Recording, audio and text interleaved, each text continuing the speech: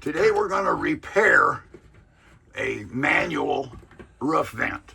The wind tore up the lift mechanism, so we've got a replacement lift mechanism, and we're going to do a quick swap. First step is to remove the screen.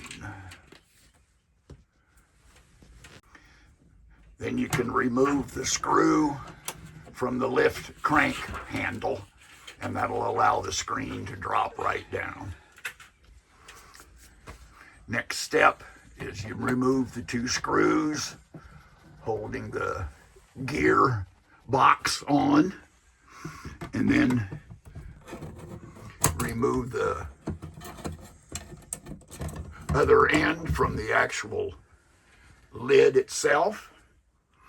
And then reinstalling the new mechanism is, you know, as they say, reverse of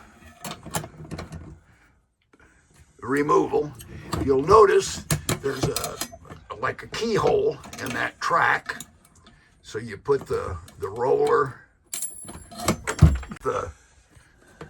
put it through the little keyhole, put it in the track, and then you have that little clip that holds it in place. It's probably easier to have somebody on the roof, but we made it work.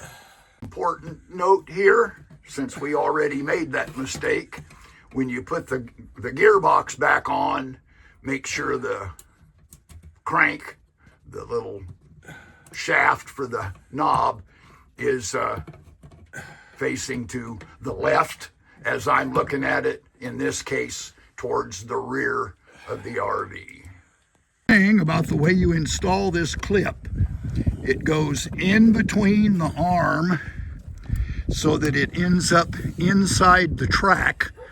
Otherwise that clip will want to spin and fall off. Last step is to put the inside cover back on and fasten it to the ceiling. And that's really all there is to the repair. As usual, thanks for watching, and please remember to like and subscribe. You gonna cut?